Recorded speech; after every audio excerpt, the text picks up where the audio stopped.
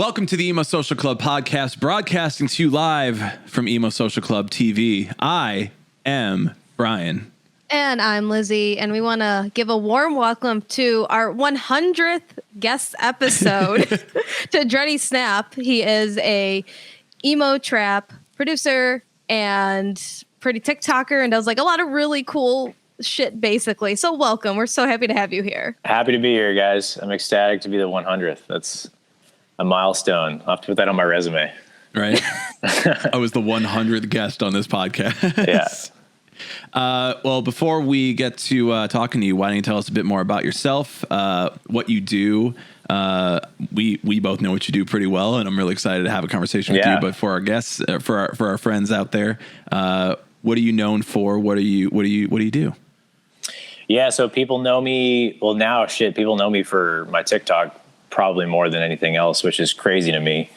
My background is I've played pop punk most of my life, like probably a lot of people that watch your show.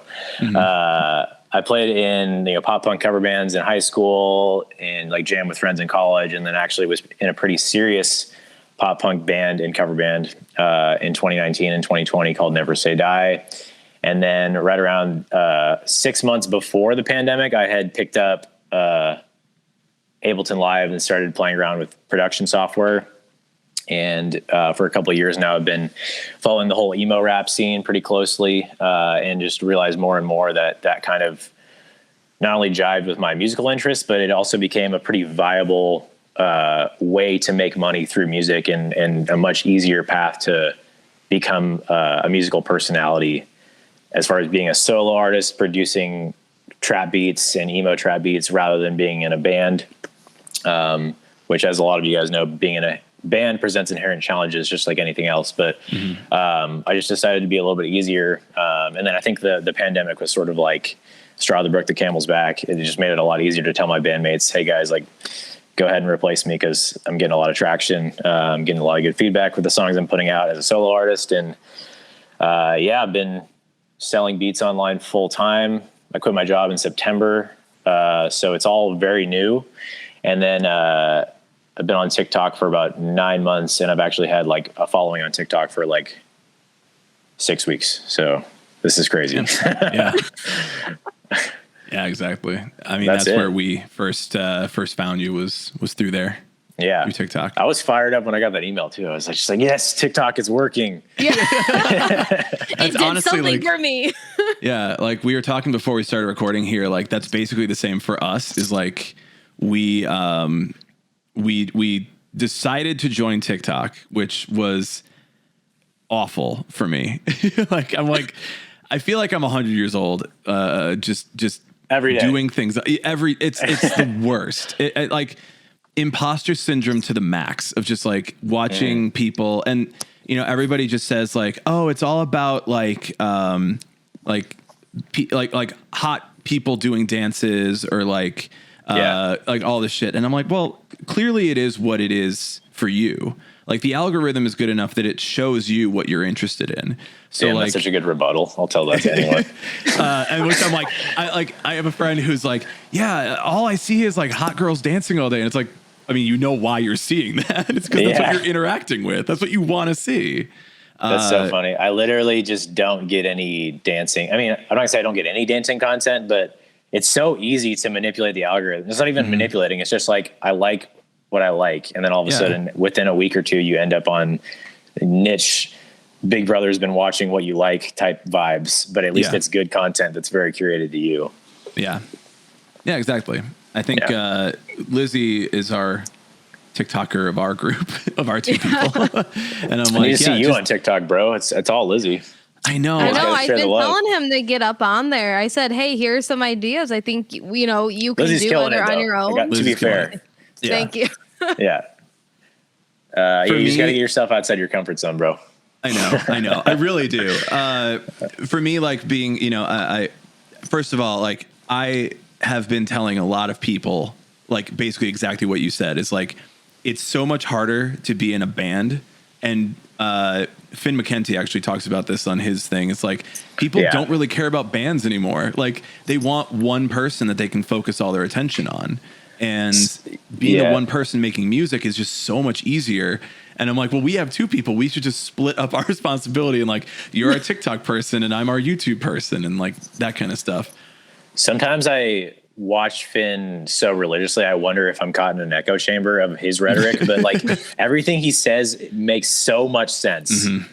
And, you know, if you follow all of his shit closely, then obviously you know what he said about emo rap, mm-hmm. And just like how easy it is to operate as a solo artist. And then, you know, as soon as he started like talking about like the things that MGK has been right about, the things that MGK has done to be successful in today's pop culture landscape, mm-hmm. and the things that he says that are just very like objective, just about bands and how bad their social media presence has been. And that's where I was just like, oh, I guess he's kind of right. And I guess my band, you know, it's just 4 people in the band. There's one Instagram account. So there's like, no one's going to like grind super hard at social media because mm-hmm. it's like, you know, there's just multiple points of failure. So you can like push that off to someone else or say someone else is going to need to do it. And it was just really identifying with everything he was saying that bands struggle with. So mm-hmm. that's where I was just like, all right, let's see what I can do on my own. Yeah.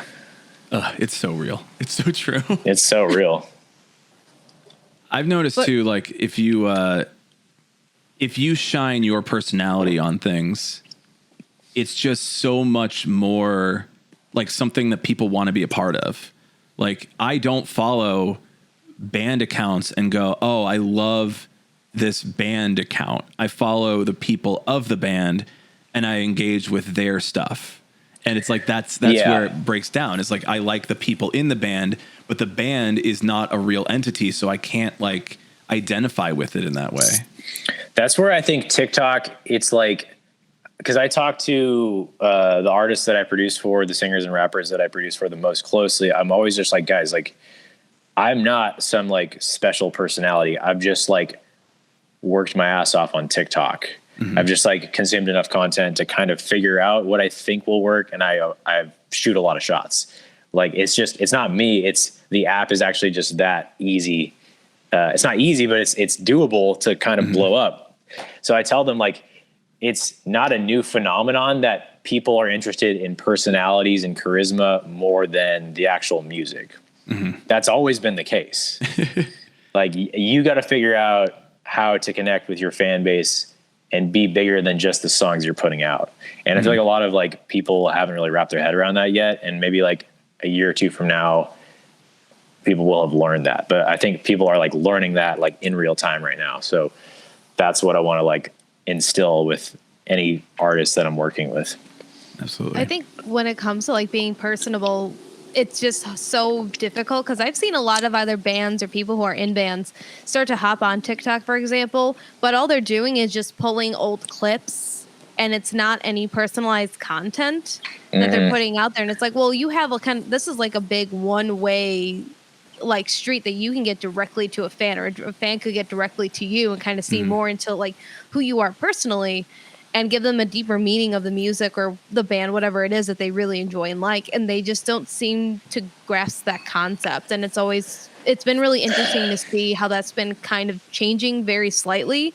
But it's even with like, I've seen a lot of labels do the same thing. They're just like, oh, here's a throwback to this show like from 2 years ago. Remember when we had shows? But they're not putting out any other type of content. And they're wondering why they aren't getting more people. Mm. Yeah, there's so much to unpack there. Like people are, you know, I saw a TikTok that was just like, hey, here's my advice to any struggling musician that's trying to get traction on TikTok. What do you like to see? Like, well, what have been your favorite things that you've seen from other musicians? It's usually not like, here's me playing a song. It's something creative. It's like and I had to learn this the hard way. Like when I got on TikTok, I took 6 months to get to 200 followers. And it's because I was just like doing what all the other producers were doing and all the other guitar players were doing. I was just like, here's me playing like this type of beat, this beat that sounds like this artist, a type beat. And then, you know, that's what I see on TikTok. I see a lot of that. So I was just like, okay, let me do that. Let me assimilate. And I got 150 followers that way, more than some people, but as soon as I went back to Portland for Christmas and I didn't have my speakers, so I couldn't do any sort of like producer content. So I was just like, maybe I'll just like talk about music to the camera. I don't know. Like I'm kind of like scraping to figure out what I'm going to do this whole week that I'm home. And I was just talking about like 30 years of like the evolution of what emo kids listen to. And that's what made me go from 200 followers to 10,000 followers. Yeah.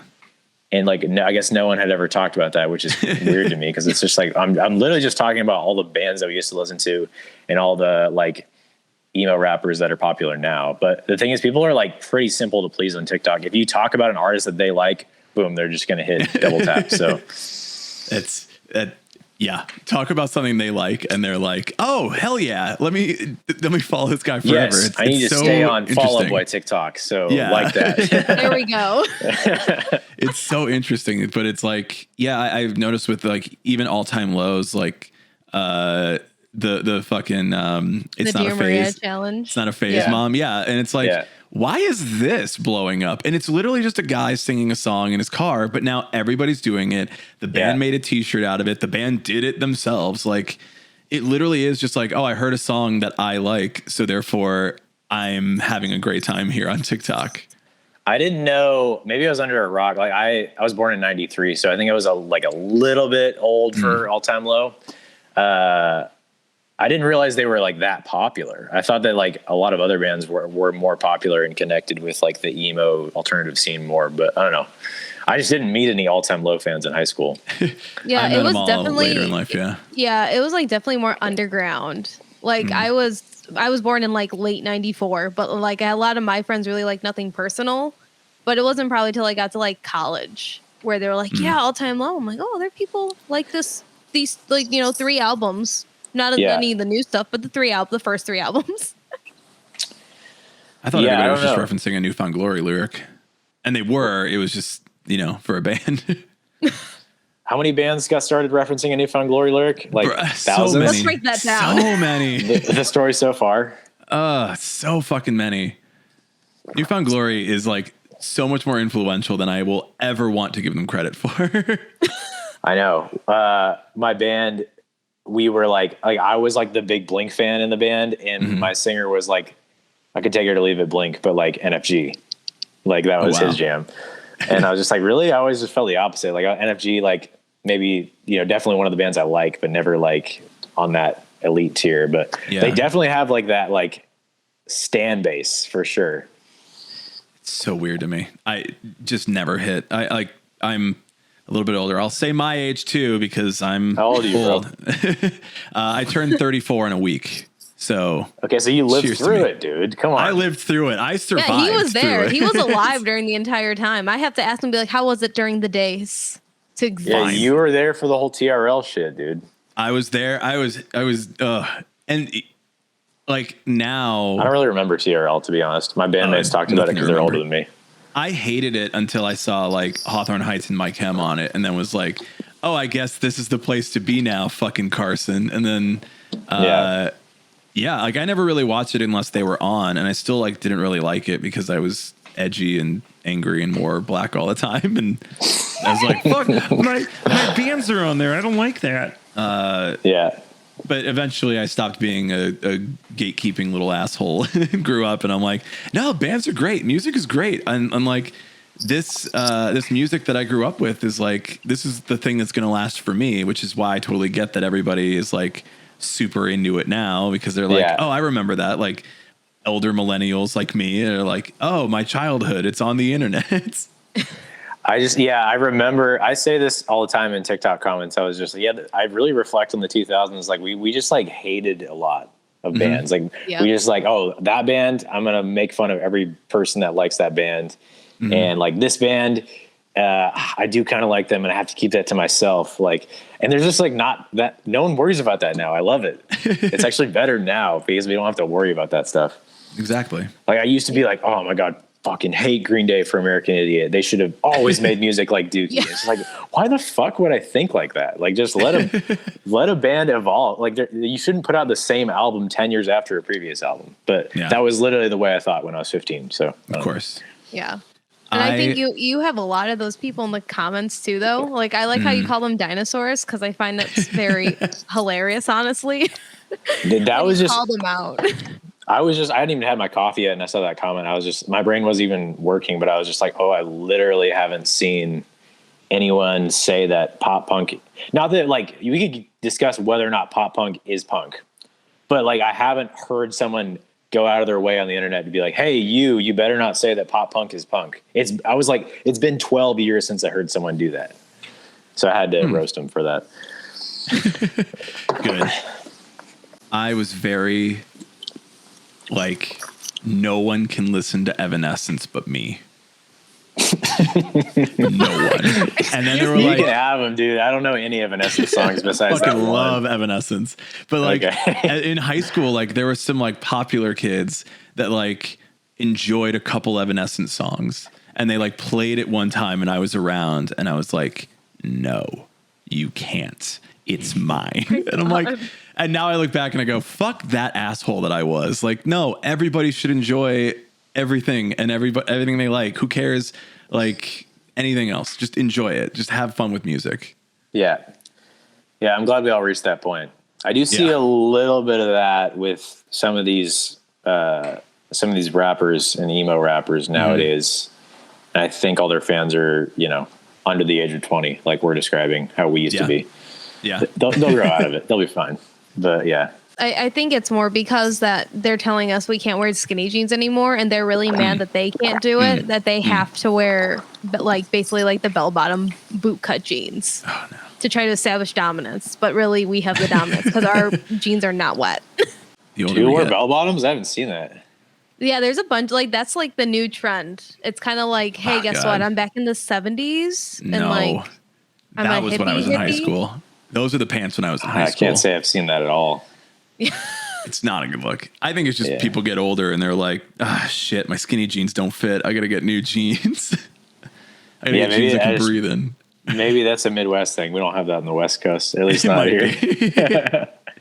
The Midwest, we have no idea what we're doing. I want to ask about the like the gatekeeping in the emo rap community, because I know, and this is another Finn McKenty thing, is like a lot of it is people who are a bit gatekeepy about like, well, emo is this and emo is that and emo is not hip hop, and all of these artists who are using it and rapping, and all these younger kids that are like kind of co-opting, not my words, their words, but like taking from this genre and making it into their own. They're like very just unhappy about it. I would say most of them don't like it, and a lot of them are arguing with Finn on all of his shit, and he's like, no, these guys are the future here. These guys are going to be making music into the future. You're not. And I'm so excited to like see their brains are going to explode here in the next 2 years with what's about to happen. Mm-hmm. So there is gatekeeping, but it's coming from people that are our age, not Gen Z. Mm-hmm. Like Gen Z has been they've lived through a different era of the internet than we have. I think that's been most seen by like the artists that they grew up in experienced like full functioning internet like their entire youth. Mm-hmm. So like the artists that we grew up with like grew up without the internet, and then for the birth of the internet. Mm-hmm. And I think what that like the evolution has been like the artists that millennials grew up with only liked one style of music, or like definitely had like one specific lane.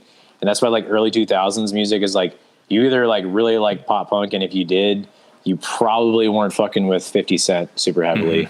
Mm-hmm. And if you really liked 50 Cent, Young Jeezy, like you probably weren't listening to All American Rejects. That is correct. So I remember those exact arguments back in high school. And it just sort of evolved, and everything sort of met in the middle recently with like, hip hop becoming more and more melodic, and then some like the lyrical hip hop heads they're just not a fan of like, I don't know if you guys, I'm going to try to figure out how far you guys have like dipped your feet into the melodic hip hop territory over the course of this conversation. Yes. But basically like I entered college in 2012. So whether or not I wanted to, I was going to these parties where hip hop was playing. And actually I did really get into hip hop in college. Mm-hmm. So I think that made me more keen on the emo rap stuff And I think a lot of people who really like emo don't have a huge affinity for hip hop, which is totally cool. But what they're going to see here, if they haven't seen it already, it's going to be really hard to ignore how people that are like branded as rappers are making awesome punk music. It's going to be like, it's like you, I think MGK is going to get a ton of credit here in the next couple of years, even if he's controversial today. But it kind of started with like Lil Uzi just started to make more melodic rap. And then I found out about Lil Peep in 2017. It took me a little while. I think the word emo rap didn't start bubbling up, at least to me, until 2018. And I think by 2018, I was just like, wait a minute, like the Peep stuff, like Juice World, this is a lot closer to pop punk than it is like early 2000s rap. And it's actually not for fans of rap. It's for, like, I just saw on TikTok yesterday this teenage girl with hair that was dyed like black on one side and red on the other side, and she had this like studded choker and just totally like emo scene looking chick. And like, okay, so in the 2000s, what music is she listening to? Probably Hawthorne Heights or, you know, My Chemical Romance, or maybe like Bring Me the Horizon or something. But she's doing a Juice World lip sync. I mean, that is the best way I can explain what has shifted in music. Yeah. The people that are making melodic, angsty lyrics that teenagers can relate to and will like carry with them for like the rest of their life. The quote unquote rappers are doing a better job of that than the emo bands. I think the emo bands are just like, I think it comes back to the charisma piece. I haven't seen a lot of like charismatic frontmans come out of bands. Not that there hasn't been charismatic frontmans, but like from 2014 to 2019, like none of those bands resonated with me enough to pull me away from the really interesting hip hop I was listening to. And I think that comes down to personalities more so than like, are you playing a guitar and an acoustic drum set? What do you guys think about that? Yeah, like honestly, like I very much don't like a lot of new music, but I've been really into, and you sent us a playlist that I got into, and I'm like, this is a lot. Like, there's a lot of songs I know that are in the emo hip hop world. Obviously, like Juice World is from Chicago, so it was big here when he started to break out. You guys have a shit ton of my favorite music is out of Chicago. We are like place. This weird capital, but nobody ever wants to come here to do anything. So everyone's like, I gotta get out of here. So let me get big. I do want to get, if I go to the Midwest in the next couple of years, I definitely want to come out to Chicago. But hell yeah. My favorite art, like in my top 10 artists of all time, I think I have 3 Chicago artists in my top 10. I have Juice WRLD, Fall Out Boy, and Kanye. Yeah. Okay. Yeah. That's fair. Yeah. I'm like, Fall Out Boy is definitely in the top 3 Chicago artists. Yeah, for sure. But yeah, it's a lot of the music that I got into that aren't basically just the same bands and the same songs I've been listening to for my entire life. You know, it's like the only artists that really interest me and the only artists that are really like exciting to me are those artists. There's a joke that Lizzie and I have where basically like I'll hear an artist and I'll go, Lizzie, I don't know. Is this good? Can you tell me if this hits? And she'll go, yeah, it hits. And I'm like, okay, good. I'm glad to know. You need her to tell you. I need her. Yeah. I need it. I don't trust myself. I sent we'll her get a song. To there, bro. Yeah. I sent her a song by an artist called Breakins, who, like, I heard of, I found like, I just walk, I would walk like during the warmer months here, cause now you can't walk anywhere cause it snows constantly, apparently. But I would walk to like Target and just put on Spotify on shuffle. Like I find a song I like, and I just go shuffle that, like just play me a bunch of stuff. And Breakins like came up and I was like, oh, I really like this. Let me just listen to this record over and over and over again. It became one of my like top 5 most played artists of 2020 in like 3 months. It's like, dude, I just really like this. That's kind of a flex by you. It shows you're trendy, because I didn't really know about break-ins, but I posted a TikTok and I like asked my followers to get involved and just like shout out, like, who do you think is going to have like serious exponential growth on Spotify in 2021? And then I like assembled like the list of the winners of the poll, and Breakins was like up there. And I was just like, who the hell is this Breakins guy? But it's all the Gen Z people that follow me on TikTok that are like, yo, Breakins. Yeah. So, I mean, I see it. Anyone who's like in the hyperpop realm is going to have a big year. Big 100 Gex and Breakins. Yeah, 100 Gex they're gonna keep growing. I don't know if I like love their music that much, but it's innovative. I think it's so much cooler to make innovative music in a time where it's like easier to make innovative music. Yeah. I think the 2020s are going to be like a really cool decade for music. We are in a little bit of a transition period right now. Like I think like the year 2020 wasn't an amazing year for albums, but like everyone was trying a lot of new stuff. Mm-hmm. And I just think like it's going to like flesh out and it's going to mature in the next year or two. Yeah, I think in one of your emo genre breakdown charts, you kind of say every generation deserves their own emo. And I think that's kind of what all of this has culminated into and is going to move towards. Because like you'd mentioned earlier, we have so much gatekeeping that happens with our generation because it's like, oh, I've even seen ones where people were saying, you know, we were bullied in high school for this. Like, you can't just dress like how you want to dress and not listen to the music and listen to like juiceworld. And I'm like, one, I haven't heard this argument since I was in high school in 2011, 2012. Second, it's so far past you. It shouldn't really concern you. It's kids having their own new unique style and vibe. And this is like what is new and what the kids like, basically. And it's in the vein, the same type of spirit and energy. It's just not like the same like bunch of like 5 pop punk dudes or emo dudes coming in doing the same shit different day and like keeping on with that type of rhetoric for 10 plus years. They're trying something new and different. And even when a lot of like pop punk and emo bands that we like who are still active try to switch it up, like when Fall Out Boy started putting rappers in some of their songs, we're like, this is fucking terrible, why would they do that? And then it's like, well, what do you expect? They have to try something new. And then also this is what they're seeing if people enjoy and what they personally enjoy. I think about this a lot. Like, I think I've done a good job of explaining why emo rap is cool and like the next iteration of pop punk. But like the reason why I personally like it even more than pop punk at this stage in my life is like when I was like really into pop punk, I was just like this angsty teenager. I didn't have like a lot of like confidence or grasp on how to navigate life. So I think like Simple Plan lyrics actually like resonated with me because it's just like, and like, if you guys like the Descendants, like a lot of those like lyrics are pretty just like, oh, I'll do anything to get a girlfriend, like that. That's just kind of like, what? And then like that, and then you have like the completely opposite end of the spectrum is like early 2000s rap is just like, oh, I have all this money, like I'm a savage, like, and it just doesn't really like resonate with most listeners, unless you really aspire to have that.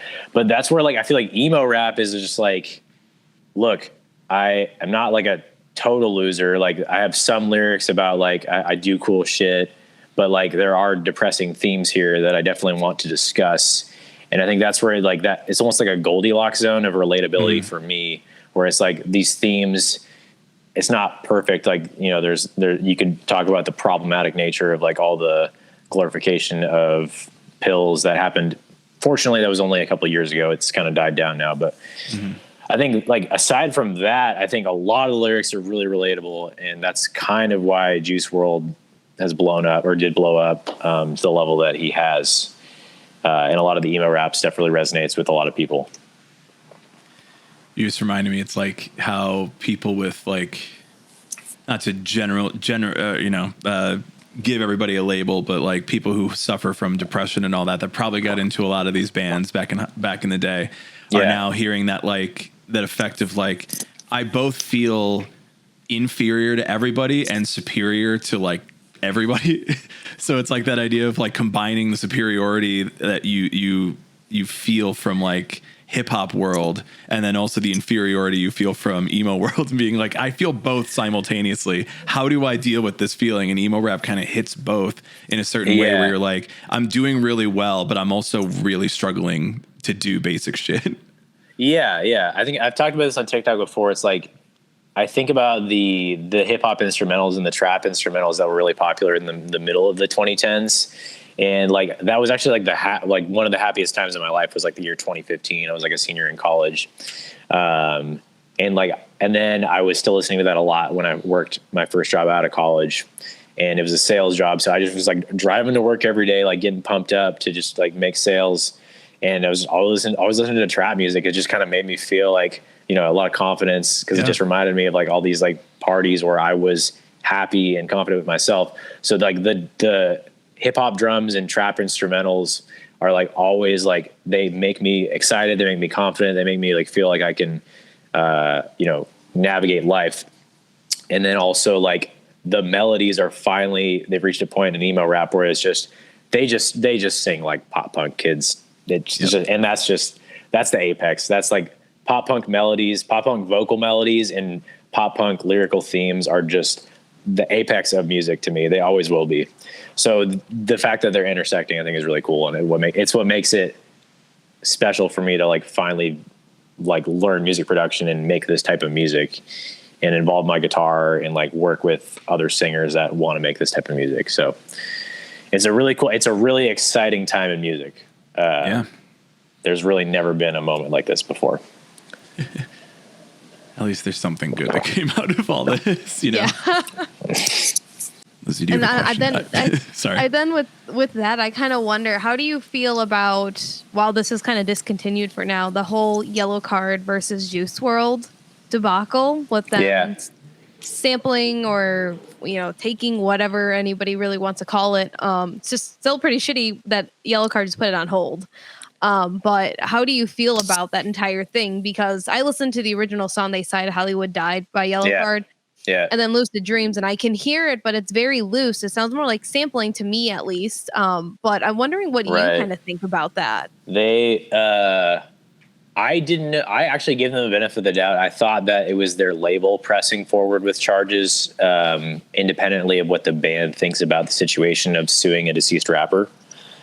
And then Finn McKenty pointed out in one of his videos that they are labeled as plaintiffs, so you can't give them the benefit of the doubt. They actually felt it would be a cash grab. And it's not a good look. I'm not gonna lie, especially for like, they could have easily just been like, hey, let's just do a collab song, and then we'll be relevant, and you get to work with a band that you probably like. Yeah. That would have been a win-win situation, but instead they decided to sue him. I don't know why they wanted to throw away their career on that. I mean, what is a reunion going to be for Yellowcard now? What is it going to be when they come back? I don't know if they're going to do a reunion. I saw their last show at Warped Tour. Frequently, like, I grew up in Portland, Oregon, so like for the last couple of years that I went to Warped Tour, like Portland was always the last stop. So a lot of these bands were like, "This is our last time of the summer," doing that shit. So I actually saw the last Warped Tour performance at Ocean Avenue, which is crazy. Yeah. I'm never gonna like hate Yellowcard. Like, you know, everyone, like, obviously it was a lapse in judgment on their part, really bad look. But, you know, people make mistakes, and they're definitely one of my favorite bands ever. Very fair. I did want to talk a bit about the influences and like where you think like a lot of this stuff comes from. Cause I know when you sent over the playlist, you were like the playlist has a lot of bands, and obviously like, you know, My Chem, Fall Out Boy, Linkin Park was in there. I was like, oh hell yeah. Yeah. I'm like, do you draw any like direct distinctions? And we can get into like a Jerry Finn conversation here, cause I fucking loved your take on Jerry Finn, but like, where do you see these like direct correlations between where like the bands we used to listen to and the things from that into the music that we're hearing today? Like maybe if somebody does like that music but hasn't heard a lot of emo rap, like what would it be that would maybe influence them to want to listen to some of these newer artists that are influenced by the same things? Yeah, that's a good question. I think you got to ask yourself, like, what is it that you love the very most about your favorite emo or pop punk bands. I broke this down on TikTok. For me, it was always about, the great pop punk melodies, like the way the vocalist sings, like the whiny nasally aspect. I always loved that. The lyrical content, and then like those are the most important things. And you're getting all of that with emo rap and with pop punk. So then you have to decide, do I absolutely need acoustic drums? And do I absolutely need like acoustic? Does it have to be like a group of people? Or is it more important that the person writing these lyrics is like a really fascinating and charismatic person that, I guess that's kind of the way I break it down. And I realized as soon as these they're not even really rappers. Like it's not a good way to classify them because they don't really rap. They sing. As soon as I realized that these people were like talking about the things that I want musicians to talk about, they're singing in the way that I want musicians to sing. That was it for me. Like I just started paying more attention to emo rap than the bands because a lot of the bands weren't really like doing anything groundbreaking necessarily. Like they were making good music. It sounded like the music that we all grew up with, but it's like, how many, like, it seems every band is either recycling Blink-182 or they're recycling A Day to Remember or they're recycling American Football or they're recycling, like the list goes on. Like I just decided the reasons why I fell in love with pop punk is there was just so many original artists that were coming out from the late 90s to the mid 2000s. So that original artist aspect is really important to me. And I was finding those to be a lot more captivating and like pushing boundaries in emo rap than like, I mean, I think Hot Mulligan is one of the best bands out today, like best new bands out today. I don't know if I'm like itching to go to a Hot Mulligan show as badly as I'm itching to go to like an MGK show. Sure. I would definitely do anything to go to any concert today. But yeah, I guess like if someone's if someone really, really likes Hot Mulligan, I really think they could really get into Nothing Nowhere. Do you guys fuck with Nothing Nowhere? Oh, yeah, we do. Love Nothing Nowhere. We fuck with fuck with Hot Mulligan, and we both fuck with Nothing Nowhere. So we're all great. We both also fuck with MGK. So we're all good here. You literally described Lizzie's entire taste right there. Okay, well, it's just very easy. Like, I'll just give someone the playbook if anyone's listening that is interested in emo rap. You can literally like stop when you are turned off. But like the steps to go, you go from a band. You listen to Nothing Nowhere. If you like Nothing Nowhere, listen to MGK and Poor Stacy and Ian Dior. And then if you're not turned off yet, you can move on to Lil Peep and Convolk and Lil Lotus. And if you're not turned off yet, you can move on to Juice World and XXXTentacion. And if you're not turned off yet, you can move on to Lil Uzi. And if you're not turned off yet, then congrats, you're a hip hop fan. I love that. That's your 1 minute clip right there. There we go. There we go. We can add in. We'll just try to edit in like a little crystal into your forehead too, like little Uzi. No, they had to take it out, my man. They did. They had to take it out today. Oh my god. Poor guy. 24 I've seen M's. so many memes of that. Or I saw one meme of it. And I'm sure I'm going to see a lot more now. So painful. I saw it. I'm like, that just looks like it hurts just being there. Look, my man's innovating music. You can let him innovate dermatology. That's fair.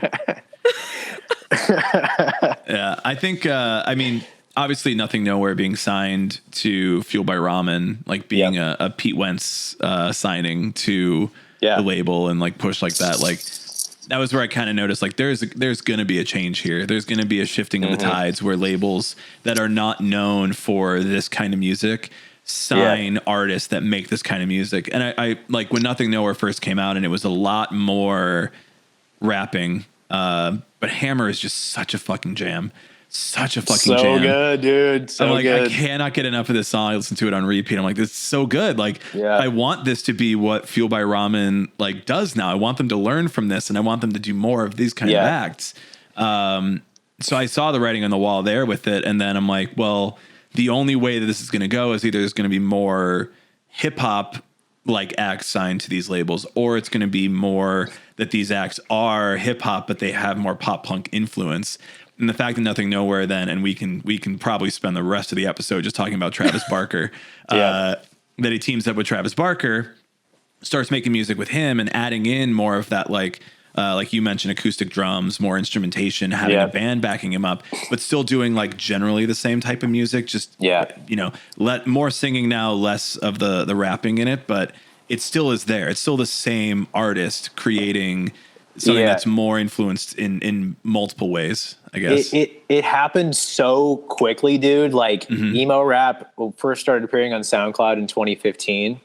And by 2018, people knew what it was, and the gatekeepers were bitching about it. Like, oh, this is like, I definitely don't like this.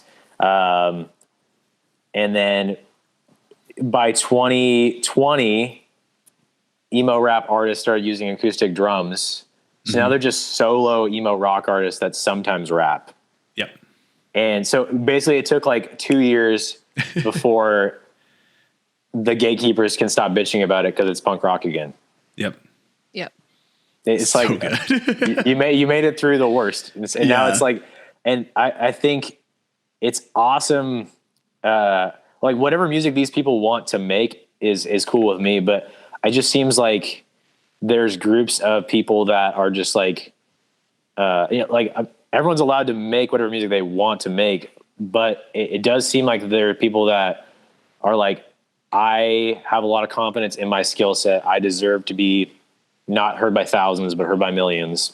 And there's a cool wave of things going on SoundCloud, like 2015, 2016. So I don't want to be a singer in a rock band. Cause like, make no mistake, if Lil Peep was born 15 years earlier, you would have seen him fronting a band on Warped Tour. Yep. But like he wanted to push boundaries and do something unique to him and push culture forward. And in 2015, that meant like being like kind of looking like a rapper. Like, you name yourself Lil Peep, so people just immediately associate you with a rapper. But like, if you listen to his melodies, dude, like the way he was singing was like definitely sounds like brand new or some shit. Yep.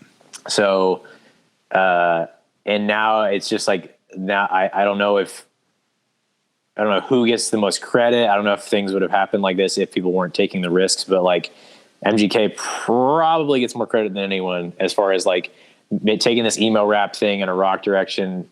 Travis gets probably the most credit out of anyone. It's Travis that should single-handedly carrying the pop punk emo rap scene in the mainstream. I just think it's such a beautiful harmony of like a veteran musician, producer, rock star personality meshing with these artists that are, in MGK's case, 29, but in most cases 21 years old. And then you're bringing in that younger generation because the younger artist is the front of it. That's where Poor Stacy, I think, is going to have a big couple of years here. And Travis is like drumming and producing for all of Poor Stacy's shit. It seems like now he just came out with a video yesterday. How does he have time? Dude, I don't know. He has time to date Kourtney Kardashian too. So there's a lot of things going on in that man's life. So much fucking time. He has more hours in a day than the normal person does. I think it would have been interesting if MGK did a world tour without a pandemic. I think he would not have had time. Travis would have probably gone on that tour. Yeah. And we wouldn't have gotten as much video content from MGK as we did. But like, dude, it's just like people, they really capitalized on the pandemic and the fact that they couldn't go on tour. They just, we're just going to put out a whole bunch of really dope video content. Yeah. And like you said, if he's working with Poor Stacy, it's like, do you have the opportunity now to just work with a bunch of artists and put out a lot of music? Like Travis Barker has probably put out the most music during the pandemic of any artist because he's worked with literally everyone. I think that's fair, dude. That's probably true. He's the Samuel L. Jackson of the music industry. He's in fucking everything. Yeah, he has been now. What do you think about like just his influence on it? Like coming from Blink-182, wanting to work with more hip hop artists. Like, what do you think about Travis Barker like being involved in all this? I think he gives a unique perspective. Like he a lot of these guys come in. I guess I'll just like only speak for myself. I'm the old head producer working with some younger artists, and like they do fuck with rock music, but it's just like they grew up in an era where there wasn't as much rock music. And I think the MGK's and MGK and Travis, the music they're making is making people more interested in incorporating guitars with distortion now more than ever. But yeah, I think Travis, even more so than myself, obviously, just has a lot of like knowledge about like, hey, here's how to write a pop punk song. Here's how to write a pop song for the radio. And like, that's in the studio. And then outside the studio, aesthetically, him being in the videos is key because he's just like a larger than life rock star. Like people want to see him on screen. And, yeah, like I said, like that it's a perfect blend where you have like Travis, the legendary rock star figure, co-signing, and getting like Travis gets the millennials interested and the Gen Z people are already interested in this upcoming artist, but Travis like validates that upcoming artist. So that's been true for MGK, Ian Dior, Poor Stacy, Suicide Boys, Youngblood. There's more. I can't even name all of them off the top of my head, but he's like you said, he's been so busy. Why do you think he can't write a good Blink-182 song? I think it's, dude, I don't know if we'll ever see another great Blink song. I know. That's so upsetting. But isn't it just surprising? It's like you write music all day, but you can't write a good song for your own fucking band. When's the last time you listened to a post-reunion Blink-182 song, like went on Spotify and selected it, or it came up on shuffle and any of your playlist? Like, I haven't gone back to Nine. I haven't gone back to California. I haven't gone back to Neighborhoods. I literally only listen to the self-titled record. That is the only Blink-182 record that I enjoy, dude, from front to back. Yeah, at this stage in life, yeah. Like, we actually just played it on our stream. We did like an album play of it, and we're just like, man, this record goes so fucking hard, which is why I was so excited. It still holds up, dude. It still holds up. It's got all of these influences, and I loved what you were saying on TikTok about Jerry Finn, because he did all of this shit with them and brought all this production into it that like I didn't even connect from like early 2000s, mid 2000s into what we're listening to now. And all the shit that like he taught these artists like Blink, like AFI, like Alkaline Trio, and what like that then brought into the future, and what Travis is now teaching other people. I'm like, holy shit, this makes so much sense. The torch has been passed, dude. Yeah, like, it just makes so much sense. But like, why can't you do it? Why can't you and Mark do it?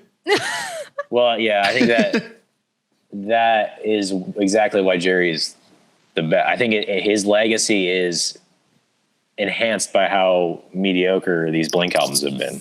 Yeah. They thought they could, just the three of them, and they weren't even in the same state or city.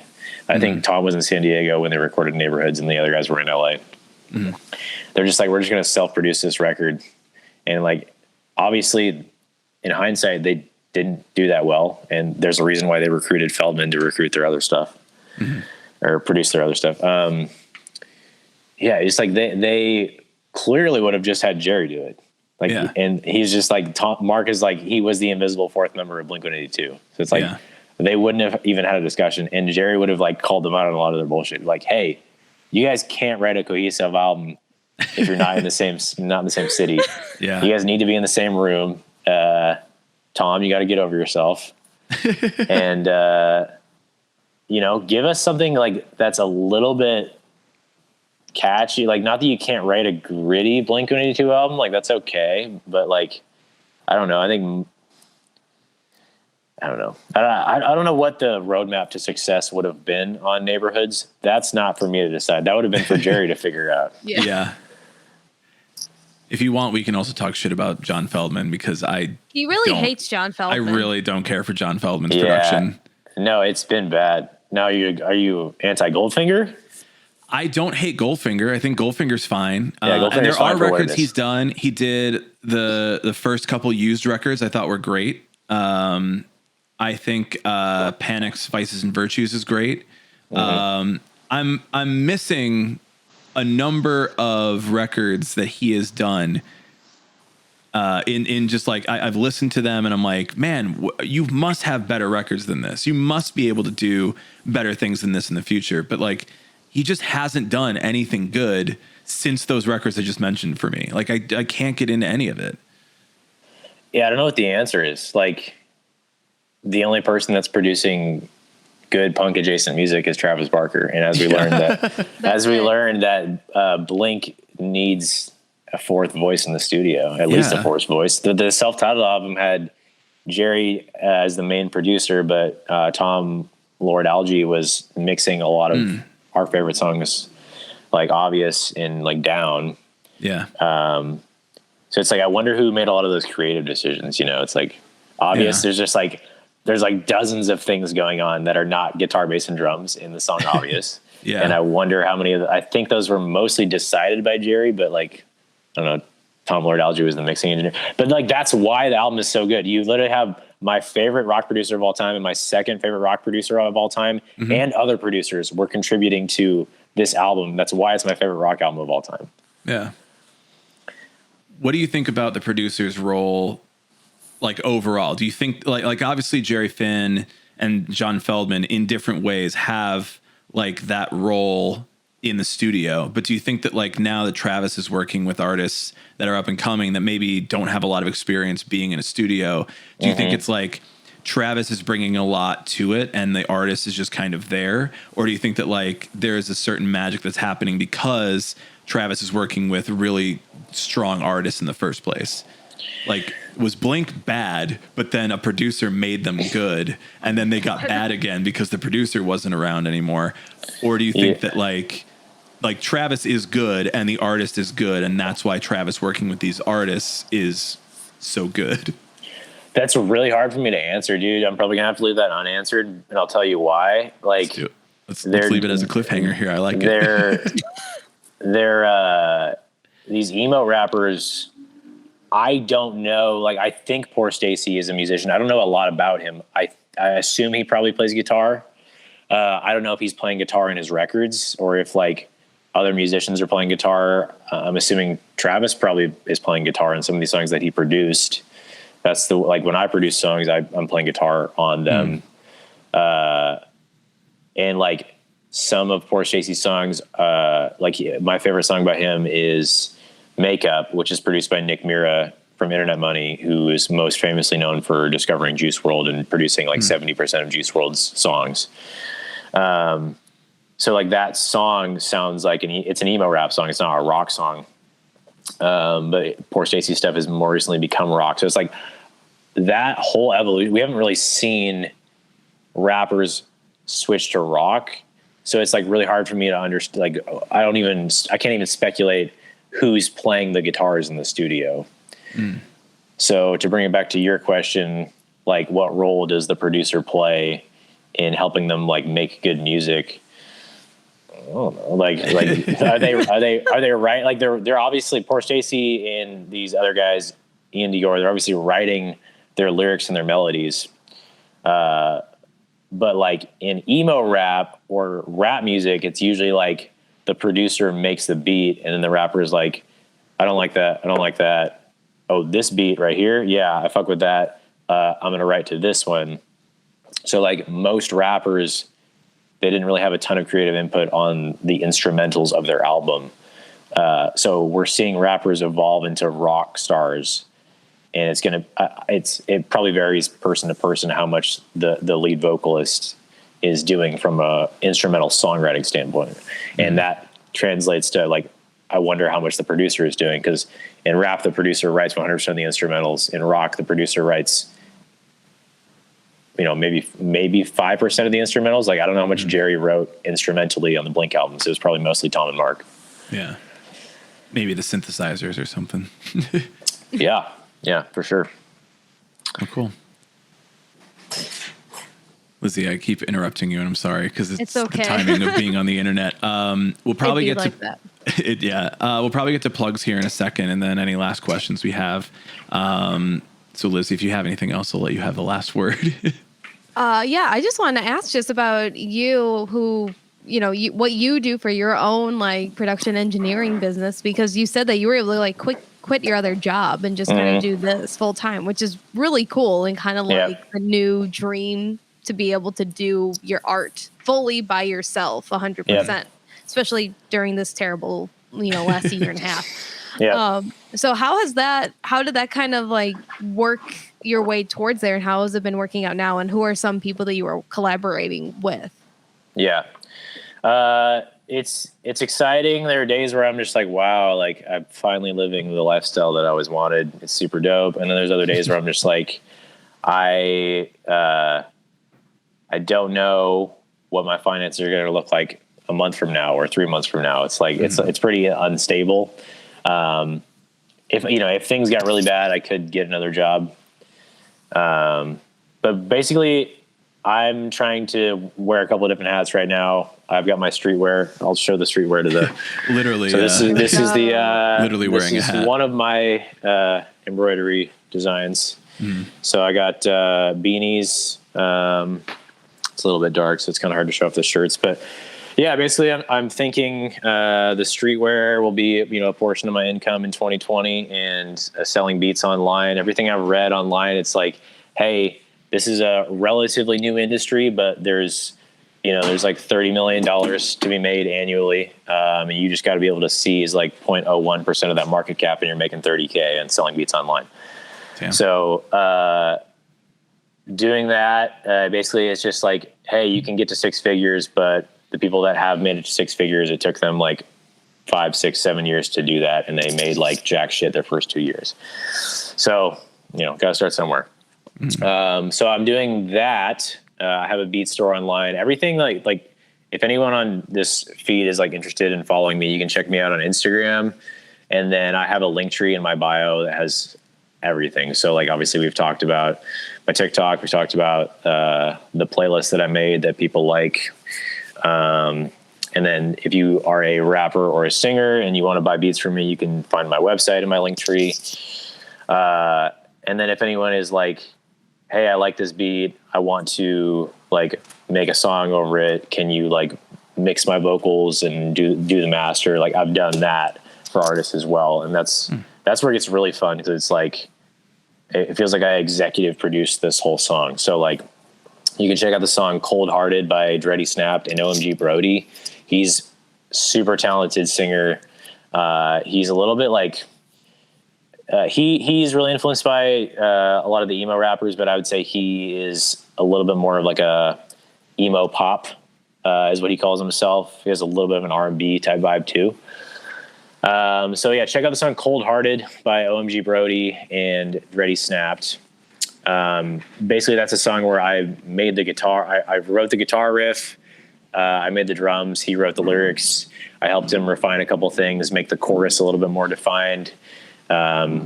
Because he's 22, 21. And I think that's where like me being in a band, I know how to structure a song like the pop punk formula way, where it's like, all right, here's the intro, here's the verse, here's the chorus, here's the verse, here's the chorus. And then like a lot of these artists that I work with are just like, I have these lyrics that are just flowing out of me. And it's just like, I kind of help them just like put them in the right place. Yeah. So yeah, if anyone wants to stay tapped in, definitely follow my Instagram. I should have a song called Jerry Maguire that Tripsky is releasing on February 26th. I produced that. And then I have OMG Brody's song, what's it called? Burberry Sweater. I mixed his vocals and engineered that one. That comes out on February 19th on all platforms. And then I have a song called Hit Different with Milligram that's going to come out early April or late March. And then I'm also working with, I think they're actually a Chicago-based group. They're called Same.wav. So if you have any Chicago listeners, Lizzie, check out. heard of them? Check out Same.wav. I have not, but we will after We this. will hear about them. Yeah. Yeah. So same.wav.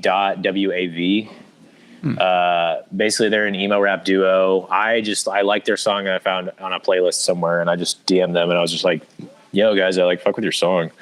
And then we just started talking, and then they're just exactly like me. Like they're just like they just grew up on pop punk, and like we just like nerd out over like the story so far and real friends and stuff. And then like they're just like, well, yeah, like we'd love to get a producer that can like produce punk type vocals again. So it's like they're like it's kind of an emo rap vibe, but like they kind of want to go in a little bit more of a punk direction. You're seeing a theme here.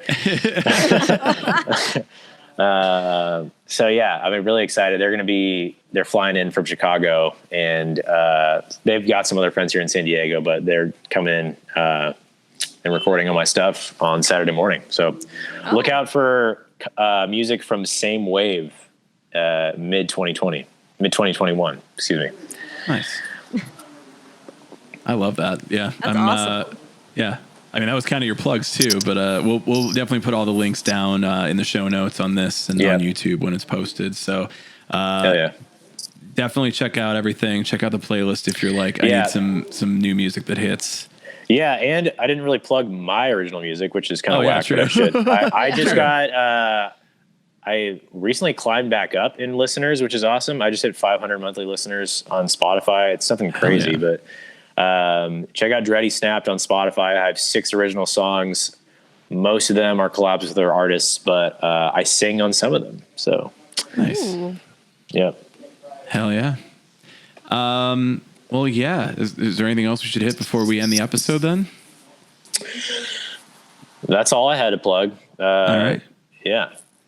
Then we'll close the episode here. We'll keep hanging on Twitch for a little while. So if you are in the chat, hang out, ask some questions, and we will talk about whatever subject you got. And for all those listening on the podcast, thank you for checking it out. Please check out Dretty Snapped on all the socials.